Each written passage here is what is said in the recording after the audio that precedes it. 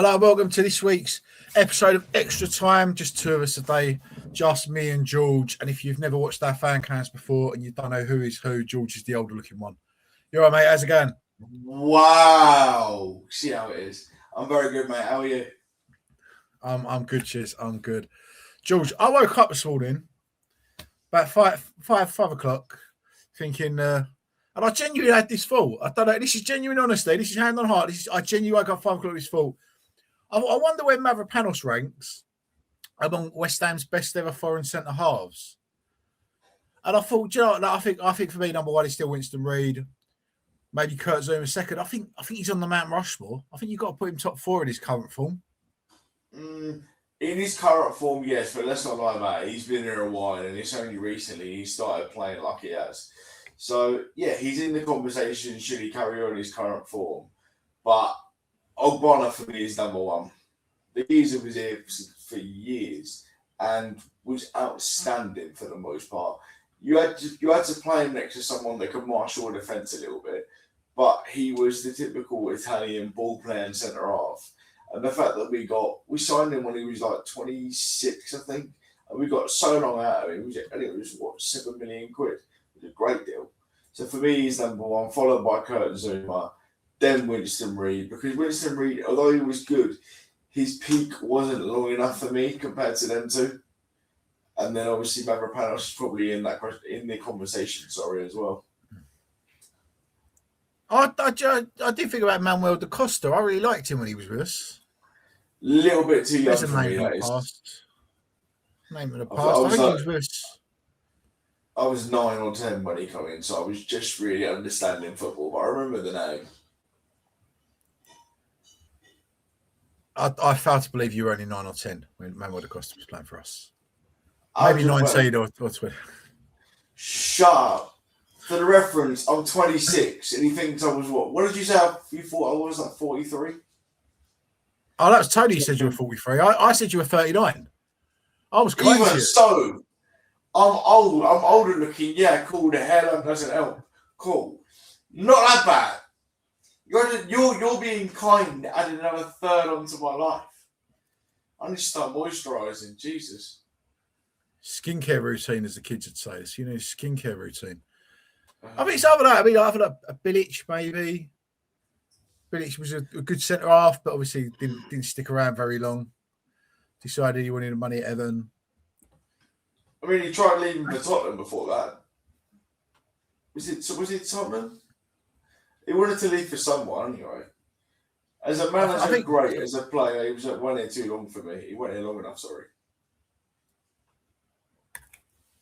Fair enough. Do you know what? I love Ogbonna as well. I think I'll go and read Ogbonna, Zouma. Mavropanos might just squeak it on. It's a Diop, but yeah, on his best day, I think Issa Diop would have been in the conversation. But in fact, now I've got another name for you. I think he was a centre back, but I might be getting confused. Emmanuel Pogatetz. He was a centre half, wasn't he? I could have sworn he played centre half. He might have played centre half certain times, but I remember him being absolutely dreadful, so I just went for a laugh. If we're talking bad centre halves, I mean Gary Brady, he was like, I mean he's definitely before your time, but God, he used to sort of jog around and point. He was like Max Kilman, but worse. Jogged around, pointed a lot. He wasn't foreign, to be fair. He was English. He was still crap. I know, but I was talking about foreign. We talking about foreign centre halves. I was just trying to think I think that's my Mount Rushmore anyway. Zouma, Ogbonna, Reid and Mavropanos on his current form. Yeah, I couldn't disagree with that. Like I said, I do a slightly different order, but yeah, all the same names, just in a slightly different order. Well, you can let us know in the comments anyway. You think it's our greatest ever foreign centre half, because this is the thing that keeps me awake at night at the moment. You need to get out more, mate. Jesus. I must be something. Must be something. She's putting me food.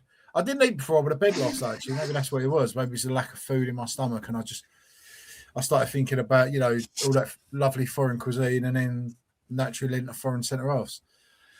George, at the weekend, I suppose we better talk about it. It's the elephant in the room, and we played Aston Villa. It was not an enjoyable performance, but before we get to the game itself, we have to get to the game, don't we, George? And I'm sure anyone who's watched your fan cams will know that you are a wheelchair user, a disabled football fan, if you will.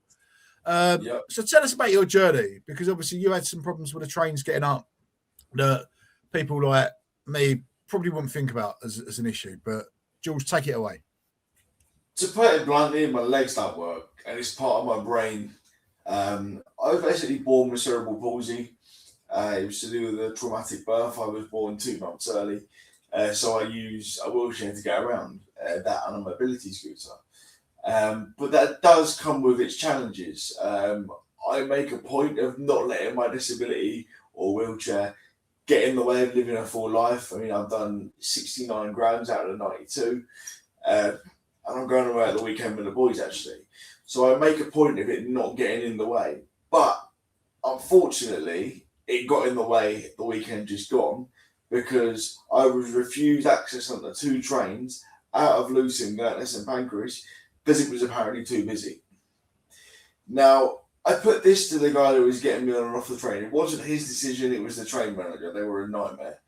I said, he was an Asian guy, and I actually asked him, I said, how would you feel if you were denied access to a train or a shop or whatever, or steps into a house because of your race? Now, I say that because it's the equivalent of my legs for me. I'm being denied access to somewhere or onto something purely because they can't cater or have the space for a wheelchair, despite the trains having designated areas for it. So I made kickoff by the skin of my teeth, and I left Luton at 9:05. Left my house in Luton at 9:05. For context, I should have been there. I think it was about 1:15 I would have got in. So an extra hour and nearly an hour and a half, purely because they couldn't cater for someone in a wheelchair. And that happens all the time. I've been to Wigan Athletic Stadium, and I was getting a train back to Bedford where I was at university at the time, left on a train platform for 3 hours and couldn't actually get home until I think it was 5:45 in the morning. And I was on the train platform at about 2:30, purely because they didn't have someone that could get me on the train because I needed ramp assistance. But the person in charge of that was on the other platform, and there was no lifts. So this is issues that not just me. One of my best mates, Sean, he's an Everton fan, and he sees it all the time. And it just happens all the time, and it's purely because they can't be bothered to have facilities in place to let people like me and others travel independently without the stress of, am I going to get somewhere? It's ridiculous. Out of interest, George, is there anything that, fans like me and other people watching this, if you like, normal match-going fans on their way, can do to help or can do to alleviate some of that? Is there anything, people that wouldn't see these things that maybe obviously you do because you experience them? Listen, people are sympathetic. People are always, can I help you? And like, for example, I got to the platform and they were like, oh, there's not enough room. No, these Tottenham boys were hanging out the window, like they were getting some fresh air. They were right by the entrance to the train, and they were like, we'll lift you on. So they were really good. They were going to help me. It was the train manager that said no, because it's not part of the health and safety training. They have to be manual handling train. So people are quite good. But all I would say is people, until you experience it, and this isn't a criticism of anyone, my parents have said the same thing. Until they had me and realised the challenges that I face, or we as a family have faced when travelling somewhere, until you have someone in that position, you're never going to understand it. So I would say maybe educate yourselves as best you can. And if you're able to, and you've got a family member that's in a wheelchair or has a disability, get first-hand experience, because it will 100% change the way you see the world. My mum talks about the fact that when I was a kid, if we went to a restaurant or to somewhere for like one of them playpens, she'd have to do a risk assessment. That is there steps? Is there a disabled toilet? Is there this? Is there that? And that only happens because not everywhere has the facilities to be able to let me live an independent life. I mean, the Equality Act only come in, I think it was 1994 or something like that. It was in the 90s anyway. But yet, physical and mental disabilities nowadays anyway make up about 20% of the population. So it's a big number of people. They're not all in wheelchairs, I understand that. But disability, compared to the proportion of disabled to able-bodied, is criminally under-talked about, underrepresented, in my opinion anyway. Well put, George. Well put. I know that on the rail network now, any kind of station refurbishments have to now make provisions to ensure that people in wheelchairs have access to platforms and trains and so on. I know my local, I think I might have said to you before, George. Yeah, if you wanted to come around, but you could come around a little bit of flat, but if you wanted to come to mine to knock on my door, you'd have to go to, I think, 2 stations up the road. Get out and then get a cab back because there is no step-free access. And the taxi service by itself, that's a massive flaw, because what happens is you can either pre-book passenger assistance for a certain train, and then if you can't get off at that station you want to go to, they'll pay for a taxi from the nearest station you can get off at to where you're originally going to go. But if you do a system called turn up and go, like for example Sunday, I didn't know what time I'd be at the stadium. I didn't know there'd be 10 minutes extra time or 20 or 5 or whatever. And obviously me and you do the fan counts afterwards, so I didn't pre-book the assistant time. If you just turn up and you need that assistance, then I've been waiting sometimes 3 hours to get a taxi to certain areas because they have to use a thing called a docket, which taxi drivers then take. But because it takes them so long to get paid, they won't always take them. So I've literally been stranded there for hours before because of it. It happens all the time.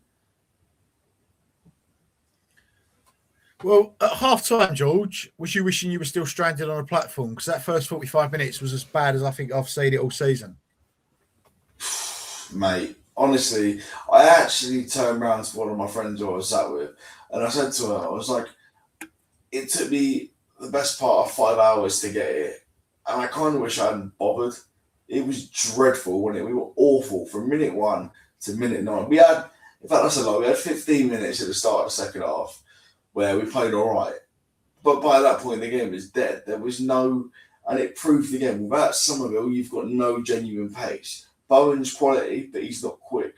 Pablo works hard, but he's not got too much quality, same as Traore. We haven't got a player that's got quality and pace other than Jimmy, and it showed. We were dreadful. Without Mavropanos, in the first half alone, it's 2-3, 4-0. I mean, Mavropanos was our man of the match. It's like, it's not even a debate. It's not even close. Like, no one contributed anything. Without him, I think he had a couple of line, put in a couple of blocks, made some tackles. He was the only one that seemed to turn up. It was... He has been recently. Juve, actually. Yeah, Juve, you're going to get work ethic, but he can go missing at times. But Mavropanos, especially, I don't know what Nuno has done, said to him, got him doing in training. He's got doing different things, obviously. But oh my God, it's a different player. It is like having, like you say, prime Winston Reid. It is like having your Ogbonna, your Dawson, your Zuma. He's turned into that level of centre back, but he's got the legs that Zuma never had. Yeah, Zuma's knee kind of went, didn't it? And over that, he was just he looked like Bukayo Saka every week with his limping. But to be fair, he still turned up. You can't fault it. He was a bit slow, but he still turned up and put performance in. And yeah, he's better than Saka. He's won more than Saka. True. We'll say that. Yeah, let's say that now because by the end of the season, that might not be the case. Well, he might have won something for Chelsea. Even so, he won stuff for Chelsea. So true. But it was a tough one. Like I thought there was 15, 20 minutes of second half where until they scored, once they scored, they got their second. I think the heads dropped. It looked like the players had sort of given up at that point, and there was no fight, no desire, I think, to get back into it. I think they just wanted to hear the final whistle. Yeah, I mean that's exactly what it. The second they got the first goal, I was like, this game ain't changing. You can just tell. Fulham, you could tell we were up for it, and there was something about us. But on Sunday, we just looked tired. That's the only way I could describe. We look shattered. We're only playing one game a week. All right, we're on an FA Cup run, but still, we didn't look up for it in the slightest. I mean, Tatty didn't have his best game for us. But one thing we haven't mentioned before that, mate, is there was an injury in the warm-up to Todibo, which, yeah, okay, again, that's going to hamper you. But it says a lot that he'd rather bring in Freddie Potts into the midfield, play Bowen as a wing-back and then Wan-Bissaka as a right-sided centre-half, and bring in Max Kilman and play a proper back three. He's mental. I weren't 100% sure he did. I thought, because Potts seems to be dropping between the centre halves at times, I think he went to I think Wan-Bissaka stayed as a right back, the way I saw it. He was narrow. Played in. If he was very narrow, because he was almost like a third centre back at times. He still went bombing forward. He still went bombing forward up the. Well, I say up the wing. Wan-Bissaka does what Wan-Bissaka wants to do. Yeah, he still bombed forward. It's the only way you're getting the effort out of him, because you don't put no effort in to get back and defend. He doesn't put no effort into to do the basics of the job you're asking him to do as a right back. He's, he just wants to get forward, join the attack, and go where he likes. So I said he's like a Labrador of a tennis ball. You get what you get from him. But I thought Potts seemed to be dropping between the centre halves. I couldn't work out Potts was supposed to be back three. I think it says a lot about Nuno's thoughts on Kilman. But where was Ezra Mayers? I mean, Ezra Mayers would have been if you're going to bring another centre half in, I think Ezra Mayers at centre half, and Bowen in a forward position. Because if Bowen's got the right wing back, Potts was still on. Pablo was still on the left. Tate was still up front. He looks a bit like Bowen was on the front of the three. He came back a lot, I think, to do Wan-Bissaka's defensive work for him, but I don't think he was necessarily playing wing back. Yeah, I mean, I would have played Mayers or at the very least Kilman, because you can't change the system that dramatically. And by dramatically, I mean, if you play a fullback in a back three, if you're playing a wing back, then it's surely you're going to train to go forward in a certain way, for him to pick up positions in a certain way, to do when the ball's on certain sides of the pitches, the fullbacks in certain positions. And to change that, for me, for it, like Bowen playing wing back, you can't change that at a drop of the hat when you're playing a formation that for large parts of the season we haven't done. So you might as well have brought in an Ezra Mayers as a Kilman and kept it as it was, because what he didn't work in the slightest for me. No, I think if you spent all week on the training ground practicing one thing, to then change it literally last minute, 15 minutes before kickoff, to go, actually, do you know what? Let's tear this up and let's go 4-3-2 or 4-3-3. I think it was, but I don't think it's ever work. Look, I love Pablo's work rate. He's not a left winger. He looks so uncomfortable out there. He didn't know where he was supposed to be. Yeah, I think Drew found him very hard to play off. Bowie, like I said, it was a disaster. We got to put it behind us. It's one of them. I think you've just got to go. You know what? We didn't want this. We didn't want this injury. Hopefully, Todebo's back after the international break. Hopefully, we can. That's what I've heard as well. I've heard he's going to be back for Leeds, and Jimmy will as well. That gives us options, because I think that, we'll do Leeds next week. We'll preview that next week, but. If you've got Summerville come in, Pablo can drop to the bench, and then you go back three, wing backs, Fernandez, Souček, Summerville and Bowen wide of Tatty, and you let the front three do what they do best. Yeah, no, I agree. I mean, but it did show one thing that I'm going to bring up now, mate, how thin our squad is compared to Villa's. They brought on Douglas Luiz into the elements. We brought on Magassa, and that's it in midfield. That's the difference. Villa were a championship team in 2019. We were fighting relegation, fair enough, but we were still at that point 7 years ahead of them. We've been in the Premier League for 7 years up to that point. They have gone past us at breakneck speed while we're stumbling around doing we don't know what. But what's the difference between us and Villa? Direction as a club. We've actually got owners that don't really have a clue how to run a successful club. Whereas Villa, they've actually employed people. They've got a director of football, or at least had. I don't know if they do now.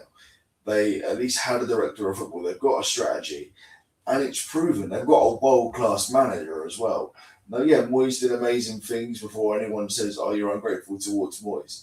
He's not an Unai Emery, though, is he? Where he's on 4 or 5 Europa Leagues. He's not on that level. And at the point they got him in, Villa were a mid-table team, similar to we were last season, and we got in Lopetegui, who was all right, cool. He's managed some big clubs, but what's he actually won? Well, this was my point when we appointed him. Is that if you looked at his record, he'd done okay with Spain's youth teams. He 3 years at Porto, won nothing. Coming to do 3 years at Porto and not get a Portuguese cup out of it takes some doing. Went to Spain, qualified for the World Cup, left them on the brink to go Real Madrid. He lasted 13 games at Real Madrid. Pellegrini won the league title there. Lopetegui did 13 games, was out. Went to Sevilla, had his good year at Sevilla, won the Europa League, comes to Wolves, takes Wolves to 13th. Somehow that was the background. That was the CV that led Sullivan to think this is the guy that's going to take us on. And that was never going to be the case. And you could see that coming. I said it at the time. There's videos on this channel where I said Lopetegui is going to flop. And then we went and, we let him waste money on Kilman. Oh, look, the rest of it's, it's history. But they've got owners of ambition. They go out, they sign, you look at that midfield, they're missing Boubacar Kamara, Yuri Tielemans, who for me, is the second best probably, but certainly top two box to box midfielders in the league. I think he's a phenomenal player. John McGinn. They've Watkins, Morgan Rogers. When I identify Morgan Rogers, when I spent the money on Onana, you look at their defence, look at their centre halves, they've gone and bought the players they need, bought one of the best keepers in the world. Got an England national up front, They've had the model that says okay, and they've been ruthless. They signed a guy from Dortmund whose name's escaped me. Who they then Marlon. Marlon went to was it Dortmund? The other guy they sold it to Saudi Arabia for 50 million. Oh, Duran. No. He was a winger. He was like really rapid wide player, but they brought him in. Decided he weren't with them. I can't remember his name. That's Diaby. it, Musa Diaby. Yeah. They would have spent the money on him, would have spent the money on Marlon, would have spent the money. They had the sense, or they've got the ability to identify players, and when they can't, and if they don't quite fit the system the way they think they're going to do, they sell them on and they make, they get their money back and then they reinvest it. We squander it. We, 40 million on Kilman, you're never getting that back. You're not even getting half of that back. You're lucky if you get 10 million for him somewhere down the line. Realistically, and that's not a dig at Kilman. That's just the nature of West Ham straight to be Son Sullivan. We're looking. Where's the cheap option? Where's the cheap option? Where's the cheap option now? What's the cheap option? And same with managers, same player. But this conversation go on and on. We'll repeat this ad nauseum. I'm sure. All the while that we've got Sullivan owning the club, we're going to have these problems. I mean, I've said it for years. I've been part of the GSBR movement, trying to get them gone for a number of years. And we said it last week on this very show, didn't we? Or me and Tony did at least. There's no strategy to how we run as a club for the women's team, for the youth team, for the first team. There's no kind of cohesion. If you look at the successful clubs, so Villa would be one, they're run in a certain way that even if the women's team, the youth team and the men's team are different entities, they're run in a way that at least they're making money to fund themselves. We're losing money hand over fist. The women's team is a shambles. The youth team, cool, they're doing quite good. The last couple of years have been very good. The first team, they've spent money, fair play, but they've got no strategy in order to recruit players. But they keep getting rid of the director of football. They got in that Mario Helios when Pellegrini come in, sat Pellegrini, got rid of him, didn't get another one until Lopetegui come in with Steindon, or Moyes last season with Steindon, and then when he goes, they got rid of him as well. The point of a director of football is to have someone that, when a manager does go, whether it be poached, sacked, or resignation, there's a fundamental way the club is run, and it recruits to that system so they can hire a manager to play that style or formation. We don't seem to do that. We seem to get someone in to work with a manager. Then when they go, you get rid of the director of football as well. So you might as well give the manager full autonomy on how to run the club. Because it just, you can't do half of one, half of the other. It needs to be, we're going to get a director of football and go for a strategy, or we're going to give the manager full say in what goes on. It's mad. The problem is that Sullivan doesn't want to give up any say. He doesn't want to give up any power. Sullivan wants to keep his fingers on everything, and this is where it gets us. Have you changed your mind on anything from your fan cam? Have you looked back at your fan cam and thought, No, I stand by it all. Sit by it now. I don't change anything that I've said. I was so annoyed. Mainly, but half it cool because my journey was in shambles. But that game was winnable. That game really was winnable. Villa's form, yes, Villa were the better team, and I'm not saying that our Villa are a bad side. Villa's form in the league, at least, was horrendous going into that game. If we'd have gone at them and gone balls to the wall and said, cool, we're just going to go for it, we'd have got something and we'd be outside the bottom three right now. But no. Yeah, no, there's nothing I felt differently about when I watched mine back, and I was like, there's nothing I want to change. Let's move on then. Let's move the conversation on. This week, possibly the most skillful player I've seen at a West Ham shirt, but also one of the biggest snakes I've seen in a West Ham shirt retired from football. What was your thoughts on that when you saw the news, George? Oh, mate, Dimitri Payet gave me the best season I've ever had following. But it was the first season that I really loved a West Ham team. It wasn't the Europa League season we had under Moyes where we got to Frankfurt, but I properly fell in love with West Ham that season. I was 15, 16 when in that season. And normally I'd be seeing us fighting relegation, I'd be getting bullied at school. But then we were going to Anfield and he was putting in man of the match performances there. Going away to City and winning, beating Chelsea. But Ali was the main force behind it. You see it when he got injured. The difference in the team when he wasn't playing. He was the best player I've ever seen in the West Ham top. And I include Declan Rice in that. Declan Rice might be a better all-round footballer, but as a maverick player, Dimitri Payet was beautiful. The free kick against Man United in the Cup, the one against Bournemouth, the one against Palace. West Ham put out a compilation of his goals, and it was 15 goals in 60 seconds. All of them had a bit of quality to it. It was unreal. He was one of those players that just made you love the sport, wasn't he? He was like, as bad as it ended, as much as I resent the guy because of the way he left. What he could do with football was like, he's one of them players, like, genuinely, when you say he's worth the entrance money, like he makes you, he was like, he'd do things with the ball that get you out your seat, and not just, I know the free kicks and the things that made the highlights reel, but the way he'd take players on, leave players are dead. He was phenomenal. He was what I imagined, because Di Canio was just before my time. Di Canio left for us in 2003. He's what I imagined Di Canio was to my brother, who's 10 years older than me. And he goes on about him being this unbelievable player. For me, Dimitri Payet was that. You've seen these foreign players come over like your Ozil, your Bruno Fernandes, and he's playing for Man United and playing for Arsenal. We had one of them playing for West Ham. Do you realise how mad that is? We had him and Lanzini in the same team. I love Lanzini. I still love Lanzini. 100%. Like, if I call Lanzini in bed, my wife, I'll go make him a cup of tea.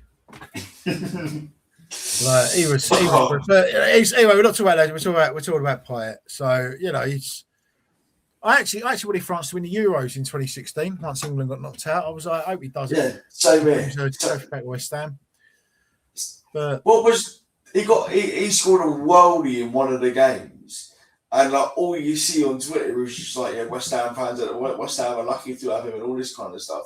And then you'd have like 7 bullets on the table, wouldn't he? Because he was a pundit for one of the games, and he's on the table like praying down to him. I've never seen a manager worship a player like him. The bond they had together was so good to see. He will forever for me be the best player, best attacking player at least I've seen in the West Ham top. And I think that record's there to stay for a long time. I think we've had players that have kind of had that arrogance about him. I think like Arnautovic was one. He had that kind of arrogance, but he just didn't have that skill that went with it. He was a different kind of player. I'm not saying he wasn't, but we played Man City at home. We drew 2-2. Do you remember? Yeah. And last season at the Bowling. Yeah. And he had their defence and midfield on strings. He was doing what he wanted. He was playing 1-2s in the penalty area. He was knocking it past them. He was megsing them. He was perfection for that one season. He was unreal. Even the song, his song was perfect for that entire season. Every game you went to, because I only went to about 6 games that season, because I didn't have a season ticket yet. And every game, the whole stadium was bouncing with his song.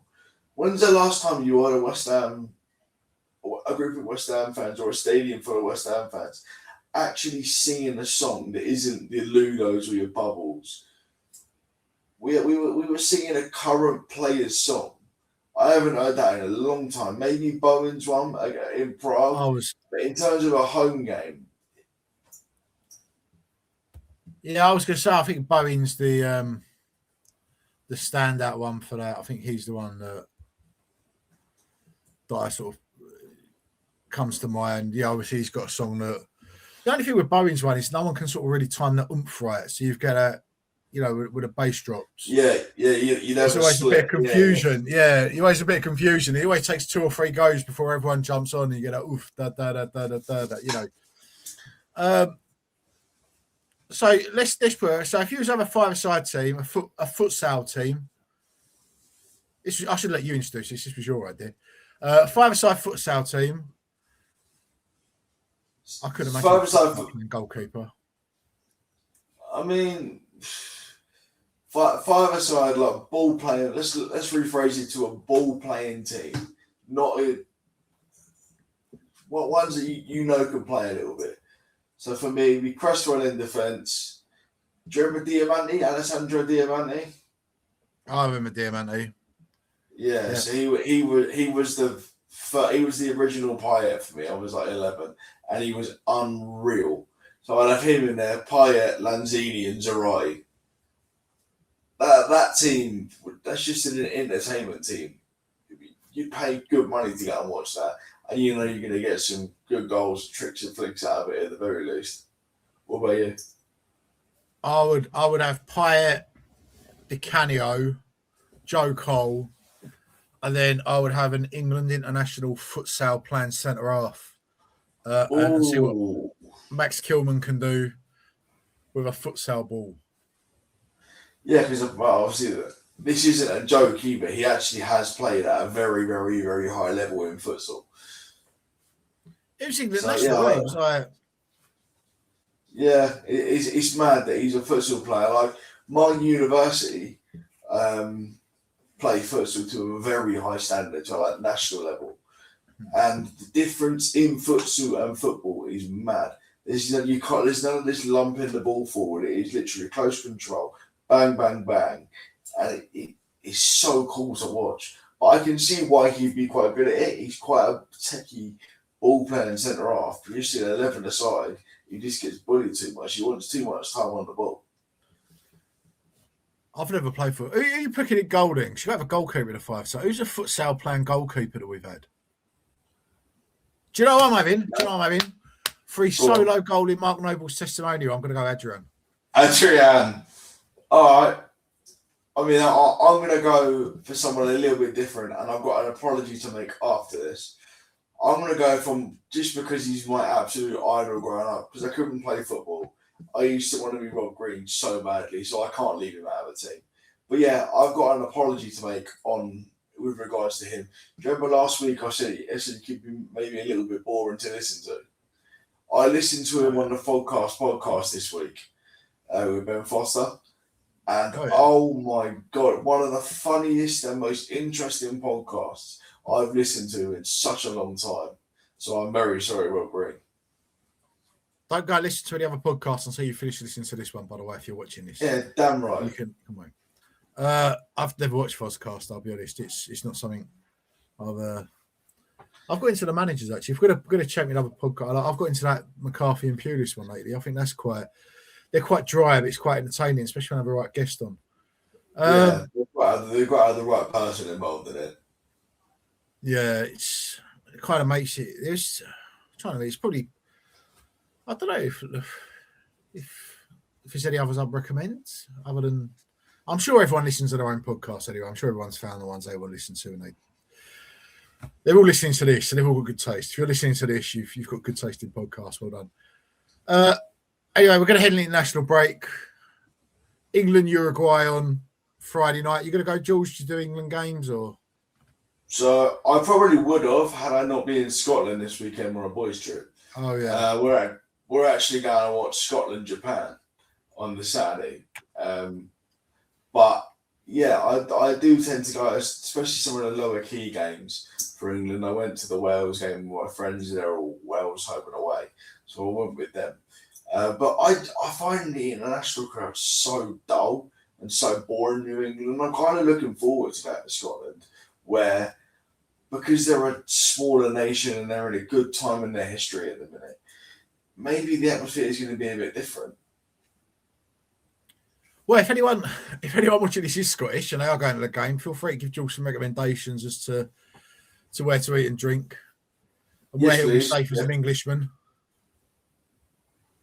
Can you do a Scottish accent? Not a chance. Can you do a Scottish accent for us? What? And to be fair, even if I'm not safe, what's the worst they can do? I'm already in a wheelchair. Bring it on. But no, in all seriousness, I really am looking forward to it. It'd be interesting because we're playing. I forgot it's Scotland and not England. They're playing Japan, although England are playing Japan. And we tried to get in the Japan end in the disabled section because my friend's in a wheelchair as well. But there was no disabled seats left, so we were trying to get into Japan, but we couldn't. Because I really wanted to see what the different cultures within football would be like. But no, it's going to be a good day all around. You wanted to try some deep fried sushi. Can you do a Japanese? Actually, don't do a Japanese accent. Please don't do a Japanese accent. We'll get cancelled. I was going to say we get cancelled. We would absolutely. That would be it. That would be the end of extra time as we know it. This would be the end of extra time. Full stop. If you try Japanese accent. No, I'm going Friday night. I'm going to the Uruguay game. I'm going Tuesday night as well. To the Japan game. Do you know what? I don't mind. It's an inconvenience in England game. It's like if you think London Stadium's hard to get away from, Wembley is like absolute nightmare. Oh, it's we'll all experience it. We're in the cup semi-final, I'm sure.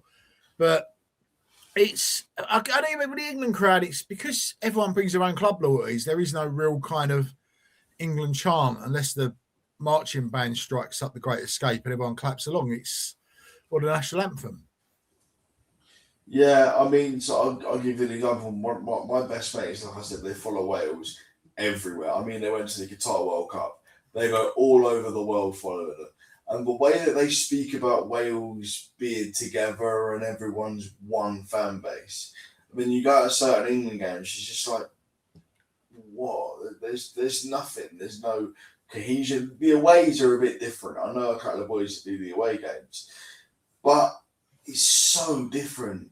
We are the only country in the world where the expectation is so high, yet the support and togetherness of the country until it gets to a major tournament is so low. It's mad.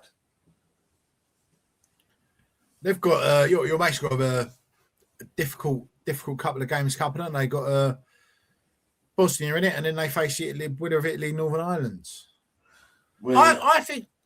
I imagine supporting Wales to be like supporting West Ham, in that you've got enough about you to do quite well, but you're never really going to be one of the big boys at the same time. No, I want them to lose. They have my mates hate England, so I want them to lose. I couldn't care less about Wales. The only international team I care about is my beloved Czech Republic. Big Souček. I miss that. Well, he's been stripped of the captaincy, Souček. Disgraceful. They've got a new. Get a bin, Czech Republic. Yeah, 100%. When you said that you support them, I was like, you're having a laugh. They've done my beloved Souček dirty there.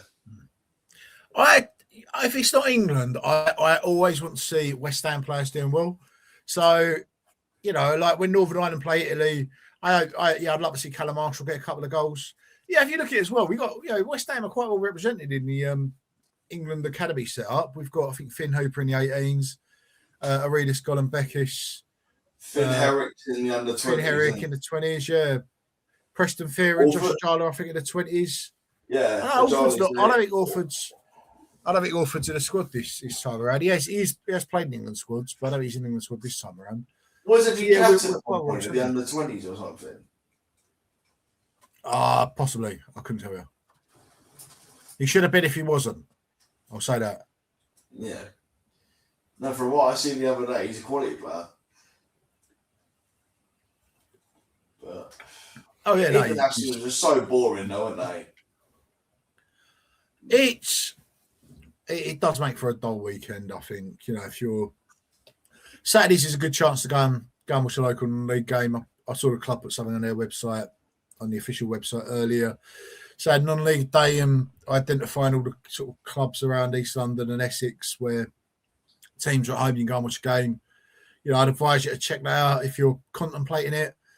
I'm off Dulwich Hamlet, funny enough. Go to watch Dulwich Hamlet play Potter's Bar. With a few mates for a non-alcoholic beer. I'm sure they'll be having the full scale versions. They won't be drinking the non-alcoholic stuff, but I'll be at Dulwich Hamlet on the hipster Pale Ale Zero, powered by goat milk, whatever it is they've got that. I don't know. I imagine Dulwich Hamlet being that kind of place. I mean, but before that, I've got the West Ham Fan TV thing tomorrow with Trevor Brooking, so I'm looking forward to that. But yeah, I didn't get a ticket. I got the last three, so I'm lucky. Oh, no, I wonder why. To be fair, I was in that dilemma. I was waiting for people to reply to me to say they got to go, and then before those texts come through, the notification went up, and yeah, it's gone. It'll be good though. Yeah, I've seen Trevor Brooking. Trevor Brooking's a really fascinating character. He's a brilliant, and with Nicky and Ryan, I think he's doing the presenting. It'll be a really good night. Anyone going is gonna love it. And if you're not, and I think he'll be going out to members, so you'll be able to watch it on the channel, I believe. I hope I've got that right. He's my dad's hero. He's my dad's hero, and it was his birthday, so I was like, cool, I'll go for your birthday then. That's good. For my dad's birthday, we took him on Monday to see the Totally Football live at Leicester Square Theatre with West Ham fan Benji Lanyardo on the panel. So that was interesting. What's that? I've never heard of that before. You've never heard of Totally Football? Oh, it's one of the biggest football podcasts out there. I believe it's the second biggest football podcast out there after West Ham Fan TV's Extra Time. It's hosted by James Richardson, who used to do Football Italia back in the day, and they've got it's from the Athletic, so I get a lot of the Athletic writers on there. Okay, yeah, that makes sense. Fair enough. But yeah, that was That was an enjoyable evening out. I don't know if they're doing another one anytime soon, but I'd recommend it. If you want to listen to four blokes talking football and making jokes, as opposed to two blokes talking football and making jokes. Yeah. Fair enough, mate.